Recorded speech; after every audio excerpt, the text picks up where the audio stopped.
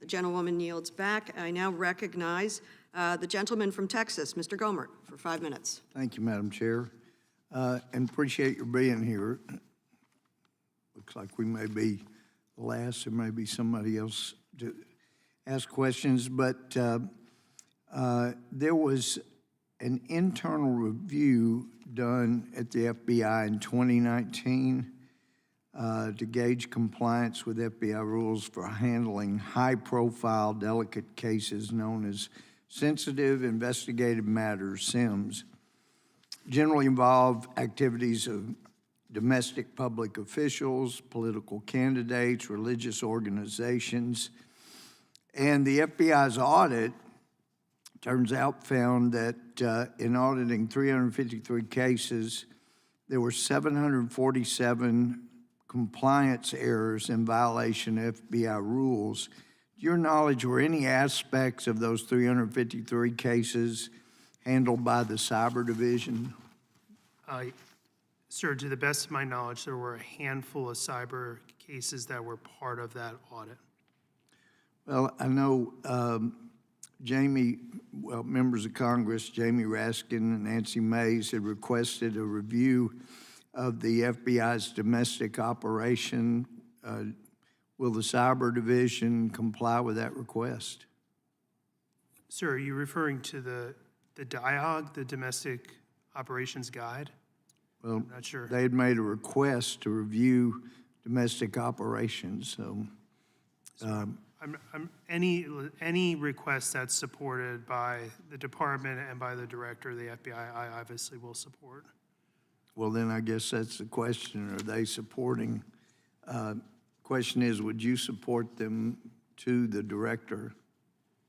Sir, I'd be happy to take back your request. I'm actually not familiar with what you're referring to.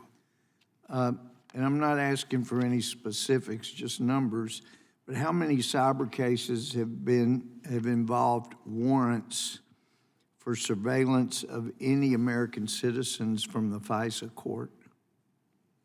Sir, I couldn't even hazard a guess. I apologize. So there'd be a lot. Of U.S. citizens? Right. Sir, I don't know that answer off the top of my head. I apologize. Well, how about generally speaking? More than 1,000? No, sir. Less than 1,000? My best guess would be absolutely the latter. Do you know if there's been any internal review like that one that we just found out about from 2019? Has there been any internal audit for 2020, 2021? Not that I'm aware of, sir. Okay.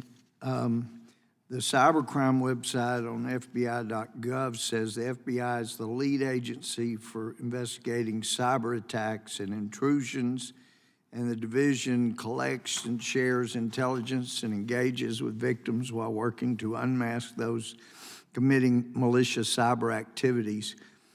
According to a Department of Justice audit in 2017, the FBI disrupted or dismantled 262 high-level criminal operations targeting global U.S. interests.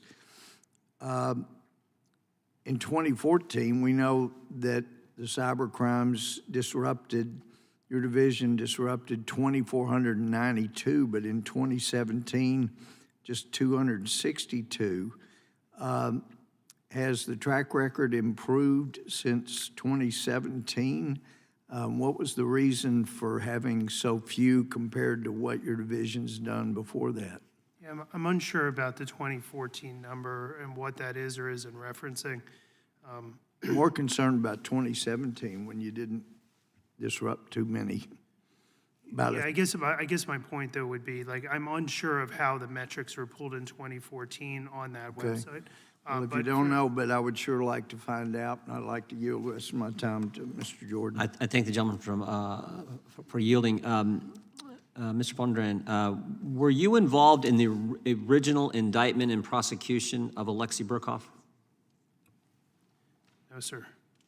Okay, thank you. I'll yield back to the gentleman. Okay, just quickly, does Cybercrime Division pay informants as part of cybersecurity investigations? Sir, I'm not going to go into specifics about our source operational activity. Well, I just asked a general question, do you? I understand. That is always an option that we would consider if the circumstances are appropriate.